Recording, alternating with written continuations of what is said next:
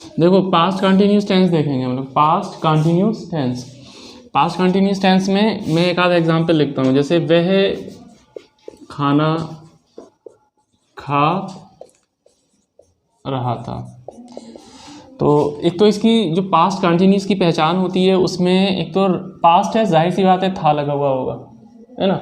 सबसे पहले हम इसी टर्म को क्लियर कर लेते हैं, उसका अभी मैं ट्रांसलेट करता हूँ। पास्ट कंटिन्यूस टेंस, तो देखिए पास्ट जो होता है ना वो भूतकाल होता है अपना, भूतकाल यानी गुजरा हुआ समय। इसकी अगर हमें पहचान करनी होगी तो पहचान कैसे करके करेंगे, लास्ट में था, थी या थे ये लगा हुआ होगा, है ना। मतलब ये देख के ही हमें पता लग जाएगा कि हमारा कौन सा टेंस है, पास्ट टेंस है। तो देखो यहाँ पर क्या लगा हुआ है, था लगा हुआ है, यानी था थी थे से भी पता लग जाता है। और लास्ट में अगर या ई ये आया हो तब भी हमें पता लग जाता है कि ये पास्ट है। जैसे मैं यहाँ आया, कैसा टेंस हुआ, पास्ट हुआ ना। अभी मैं ये बात नहीं कर रहा हूँ कि वो पास्ट कौन सा वाला है, कंटिन्यूस है, परफेक्ट है या इंडेफिनिट है। सिर्फ पास्ट की पहचान रहती है, था थी थे, यहाँ पर था है लगा हुआ मतलब पास्ट है। अगर कंटिन्यूस की बात करें तो इसका मतलब होता है किसी काम का जारी रहना या होना। और इसकी पहचान होती है, लगा होता है रहा, रही, रहे। तो यहाँ ध्यान दो, है लगा हुआ रहा। वह खाना खा रहा था से पकड़ा पास्ट है, रहा से पकड़ा कंटिन्यूस है, यानी पास्ट कंटिन्यूस टेंस। और टेंस माने क्या होता है अपना, काल होता है ना। जैसे टेंस जो है 3 प्रकार के होते हैं, प्रेजेंट, पास्ट और फ्यूचर। तो वो तो टेंस काल हो गया हमारा, पास्ट कंटिन्यूस टेंस समझ में आया ना। जैसे ये बना हुआ है वह, सबसे पहले हम यहाँ से पकड़ते हैं, वह की अंग्रेजी क्या होगी, ही। अब उसके बाद में हम दूसरे नंबर पे पकड़ेंगे था की अंग्रेजी। तो यहाँ मैं आपको बता दूँ, वॉज हम किसके साथ लगाते हैं, था या थी के साथ, ठीक है ना। और वर का हम यूज़ कहाँ पर करेंगे, प्लूरल के साथ, यानी बहुवचन के साथ, थे या फिर थी। यानी वॉज का सिंगुलर के साथ में, वर का प्लूरल के साथ में। और सिंपल सी बात है, वॉज अगर था थी थे आया है तो वॉज लगा दीजिए, थे और थी आया है तो वर लगा दीजिए। तो सबसे पहले वह की अंग्रेजी ही, था की अंग्रेजी क्या लगाओगे, वॉज के वर, क्या लगाना है, वॉज या वर, हाँ। तो यहाँ पर हम लोग वॉज लगा देंगे। अब खा रहा, ये पूरा लेते हैं हम। अच्छा, फर्स्ट वर्ब में हम लोग क्या जोड़ते हैं, आईएनजी, है ना, क्योंकि यहाँ पर रहा है तो रहा की अंग्रेजी जो है वो आईएनजी लगाते हैं हम लोग। फर्स्ट वर्ब हमारी खाने की क्या होगी, ईट, और इसी में क्या लगा देंगे, आईएनजी, ईटिंग, यानी ही वॉज ईटिंग। अब क्या खा रहा है, इसी से पूछ सकते हैं आप, क्या खा रहा है, खाना, फूड, है ना। अगर लिखा होता वह एक सेब खा रहा था तो क्या हो जाता, he was eating an apple. ऐसे ही हम इसका दूसरा एग्जाम्पल देखते हैं, बच्चे मैदान में खेल रहे थे, तो बच्चे क्या लगाएंगे हम लोग, चिल्ड्रेन। अब थे के लिए आप क्या लगाओगे, वर। मैंने बताया वॉज था थी थे के लिए, और वर थे या थी के लिए, तो चिल्ड्रेन वर। अब इधर को उल्टा चलते हैं हम लोग, खेल रहे, जैसे यहाँ पर था के बाद में क्या था, खा रहा, खेल रहे, तो खेलने की क्या होती है, प्ले, और इसी में हम लोग क्या लगा देंगे, आईएनजी, प्लेइंग, यानी चिल्ड्रेन वर प्लेइंग। अब कहाँ खेल रहे थे, अगर आपने इससे पूछा कहाँ खेल रहे थे, इसने बताया मैदान में, तो इन द ग्राउंड, यानी बच्चे जो थे फुल स्टॉप मैदान में खेल रहे थे। सिंपल हुआ ना।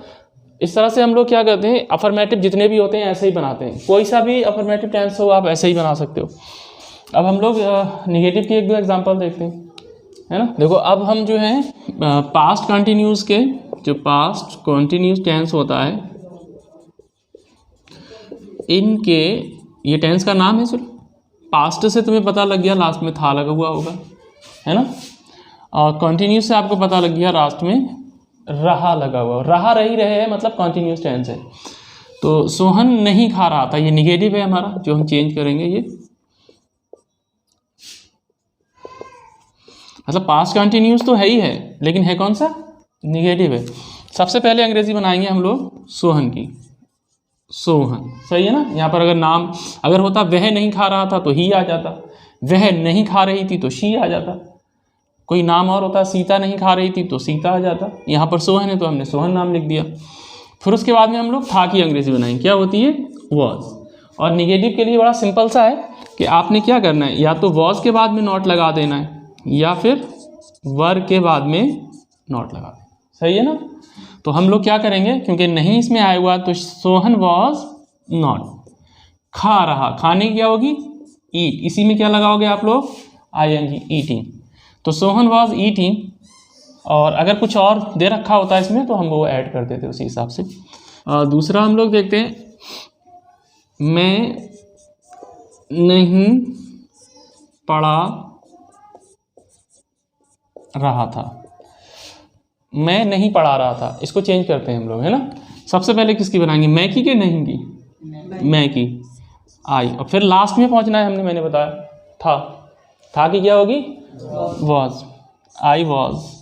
अब ये देखिए निगेटिव है, मैंने बताया अगर निगेटिव होगा तो हम लोग वॉज के बाद में नॉट लगा देंगे या वर के बाद में नॉट लगा देंगे। तो आई वॉज नॉट, अब क्या कर रहा था, पढ़ा रहा, पढ़ाने की क्या होती है, टीच, है ना।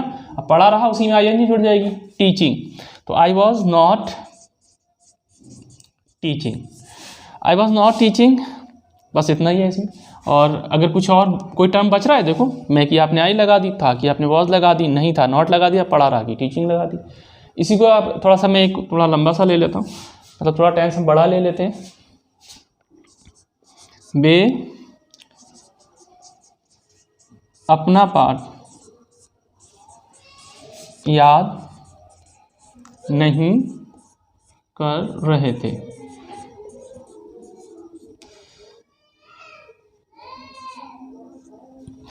देखिए बे की क्या हो जाएगी, दे, यही तो बनाएंगे आप। और लास्ट में देखिए थे, क्या लगाएंगे हम लोग, वर, और इसी के बाद में नहीं की अंग्रेजी लगा देंगे नॉट, दे वर नॉट। अब याद करना, ये पूरी बात हुई याद करना, नहीं की आप लगा चुके हो ऑलरेडी, दे वर नॉट। याद करना की क्या होती है, लर्न, लर्न, और इसी में आपने जोड़ दिया ING, यानी दे वर नॉट लर्निंग। जैसे यहाँ पर था आई वॉज नॉट टीचिंग, लेकिन यहाँ पर याद क्या, देखिए वहाँ पर सिर्फ पढ़ रहा था, बात खत्म हो गई थी ना, जैसे मैं नहीं पढ़ा रहा था, आई वॉज नॉट टीचिंग। और यहाँ पर है वे अपना पाठ याद नहीं कर रहे थे, तो दे वर नॉट लर्निंग। अब क्या रह गया यहाँ पर, क्या बचा, अपना पाठ, यही तो बचा ना। तो दे के साथ में अपना की अंग्रेजी देयर आएगी, देयर लेसन। इस तरह से हम लोग पास्ट कंटिन्यूअस टेंस के अफर्मेटिव और निगेटिव दोनों टेंसेस बनाएंगे।